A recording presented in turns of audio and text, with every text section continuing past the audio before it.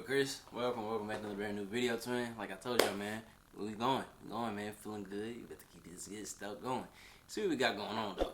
This is insane. NYPD officer versus Roy Jones. I don't know how the heck we even about to even get here. I'm excited for this one. I really am. So this might be funny too. So we about to see what's about to happen though. So you already know what to do. Leave a like, comment if you're new to the channel. Go ahead and hit the subscribe button. Come join this family. Follow me on all my social medias too, twin. Everything is down in the description. Please do that favor for me. And on top of that too, I actually just got done finishing the whole documentary or whatever of the Magic versus Bird, the civil rival thing. I forgot what it's called, but go type into that. But let me yapping, let me talking. I get right to this, twin.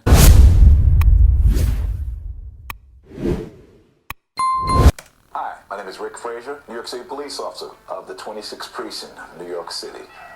And I'm here to fight Roy Jones Jr. for the championship of the world. Back in the winter of '99, the pound-for-pound baddest man in the world, Roy Jones Jr., was struggling to find an opponent, particularly at the 175-pound limit that could make a fight against him even remotely competitive. Ooh.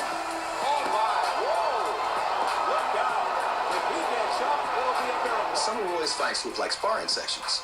It's almost as though he's practicing his art. This isn't competition anymore. This is a bloodline. I really feel that he came into boxing at a bad era.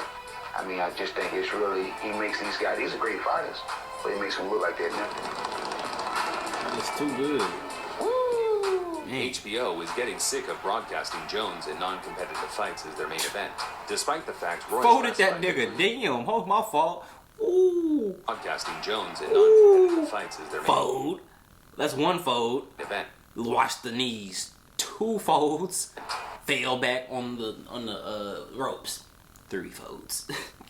Despite the fact Roy's last 5 victories were all over thoroughbred former world champs. I can entertain with anything. I take what comes my way pound for pound. Well, Roy's next opponent wasn't going to make things much better, but it was something entirely out of the network's and Roy's own hands, as the WBA decided to rank the run-of-the-mill contender Richard Frazier as their #1 challenger for Roy's belt. I don't have anybody that the public demands to see me fight or that you guys really want to pay me enough to take a chance and run that fight. So Jones had to either fight Frazier in another fight he knew would rub HBO the wrong way, or vacate his title to let 2 other guys that he could have most likely beat on the same night scrap it out. oh my God. Vacating was never an option. But perhaps the 40-year-old active NYPD 40? officer had learned enough from catching bad guys on the street that he could go on to tackle the baddest man in all of combat sports. Possibly a special trick up his sleeve, and I don't mean a pair of handcuffs, although that might be his only realistic option for making this a worthwhile spectacle. I come to work, I get pictures of Roy Jones pasted on my locker. It says, Dog. "Your ass, Rick." This is... I'm gonna tell you something. If I laugh too hard, I get the coffee. So that's how you know this is hilarious to me right now, dog. Cause I can't laugh the way I want to. Bruh, he has no business getting in the ring with Roy Jones right now, dog. I promise you he has no business. Look at him right now. He has no business, dog. Go home to your wife and your kids, man. Just sit back, watch the fight. You want a piece of me? Not one of my partners that I work with. He told me, "Yo, Rick, put my name on the bottom of your shoes." So when Roy knock him out, everybody can say, "Hello, Chris Green." Bro, why the fuck is your name Chris, dog, with this grin on your goddamn face, dog? You pissing me off, man. Cause this nigga, he don't give a fuck about this nigga. He bet money that this nigga's about to lose. He's about to be wilding this shit out. Yeah, like damn, getting his ass beat. Oh shit, man! I'll tell you, hey, I won't lie. Sometimes, man, you can't trust a nigga named Chris sometimes. I ain't gonna lie. Look at this damn Korean dog. Nah, man. We have good medical benefits in the police department and good dental program. Bro, his name is fucking Ryan.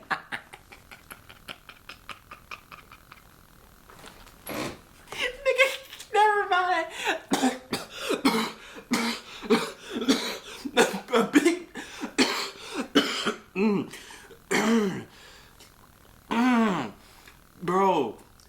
Nigga named Run, bruh. So if he gets hurt, they'll patch him up. And he's a good-looking guy. We don't want to see him messed up.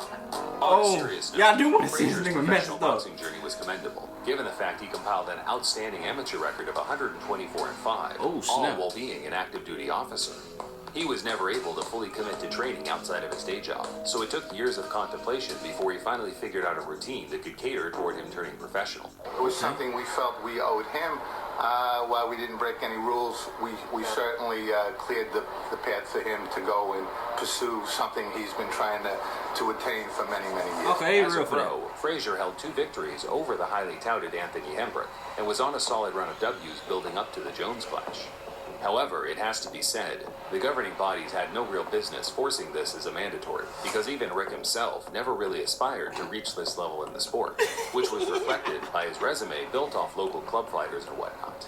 And so when I turned pro, I didn't turn pro thinking of contention or anything like that. I just turned pro to get a fight. Jones was far from happy about having to participate in such an event. Still, the promoters did what they could to make it a fun night for spectators, posting a multitude of title fights on the undercard, alongside some wacky matchups between various other local policemen and firefighters. People from the police department who I work for at Pensacola Police Department, the best police department in the United States, I have to say. Jones entered the bout unbeaten in 40 pro fights, while Ricky boasted a respectable record of 18 wins and 3 defeats. BLTV picks up the action from round 1. Roy Jones. Oh man, let's see how this race turn out, gang. Doesn't want to have a long fight. Tonight starts out using the jab against Frazier, the southpaw. No offense, all defense. Oh my gosh. Oh my gosh. Down goes Frazier. Jim Lampley has undoubtedly been waiting to say those iconic words since he was a young man. Down goes Frazier. However, this time, it didn't quite hit as hard as when Howard Cosell did it back in 1973. You may hear it. Down goes Frazier! Down goes Frazier!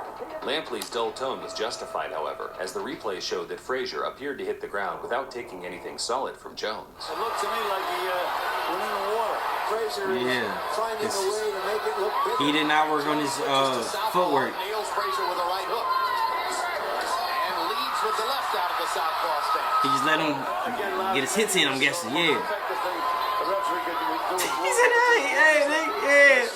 Ooh, alright. Disqualify it and you're not going to get paid. Frazier was in full survival mode, reluctant to throw anything, which compelled Jones to force the issue midway through the second round. We mentioned that Jones is fighting a 3rd consecutive southpaw tonight. Get your confidence, dog. Come on. Get your confidence. Get your confidence. Swing on that nigga. The conventional stance, holding his left hand Yeah. behind his waist Come on. and looking for lead. Yeah, come on. There's a landed right. Yeah, man, if you don't go all out on that nigga. Because again, it doesn't give you anything to punch off. Up quick stun, Frazier. Little right hand jab knocked him down. And that's the end. Armando Garcia decides that that's a good moment for stopping the fight. Despite some pushback from Frazier, the referee, Armando Garcia, called a halt to the action as he wasn't happy with how Richard responded to the second knockdown of the night. And if he really wanted to continue, he would have looked at me, gotten his hands up, and been ready to go. I enjoyed tonight. I'm glad everybody got all okay. Nobody was hurt. I'm sorry that the fight got stopped early, but you know what was I to do? I'm not the guy who makes the fights. I have to go out and just do what I have to do. I don't want fights that are not going to be beneficial for me. I don't know if the fights are beneficial or if they're going to be great fights until I get in here and fight them. So I can't judge a guy just from what he's supposed to be or what he's not supposed to be. Ultimately, it was an easy night's work for Jones, perhaps the easiest of his entire career. But the fans were at least satisfied with his next outing, as Jones unified the belts, putting a beatdown on the IBF champion Reggie Johnson. Maybe Roy's most crowd-pleasing performance in the past few years. Jones was the perfect example of being too good for his own good. He beat guys like Frazier seemingly as easy as he did Hall of Famers like James Toney and Mike McCallum, which has led to many in modern boxing overlooking how strong of a resume he actually had. I'm not afraid to fight anybody. I'm not afraid to fight anywhere, anytime. I know I'm the best fighter in the world. I don't care about the people who know my game. I had nothing to prove. I'm going to cover quite a bit of Jones on this channel down the line, so I don't want to talk specifics. But for reference, Jones made 22 world title defenses in his career, with 19 of those coming against former, current, or future world champions. That's only 5 less than Floyd Mayweather Jr., despite the fact Jones was pretty much washed up after his return trip down in weight after his heavyweight triumph in 2003. This guy, it's literally like a bomb against the world because every time he lands a punch. That was a hard conflict. I had a hard time my whole career trying to make weight. You go back and look at highlights, or any time before, besides Mike Tyson and Muhammad Ali, to give you highlights come close to make you want to watch mine. Go put the YouTube and pull up the highlights and tell me who give you more than Roy Jones did, right? Ooh, man. Y'all let me know, man. Where do y'all rank Roy Jones? But hey, this was a great video. Great video.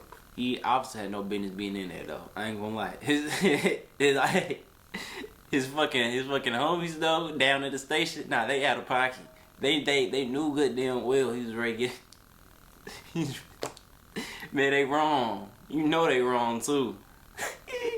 But hey, it was a great video, man. I thank y'all. I love y'all. I hope y'all did enjoy this though. Check out all the other videos I have dropped. Follow me on all my social medias. Everything is down in the description. And I'm gonna start making more playlists and everything. So, you know check the playlists out when I make them to you. This was a great video. Thank you. Love you.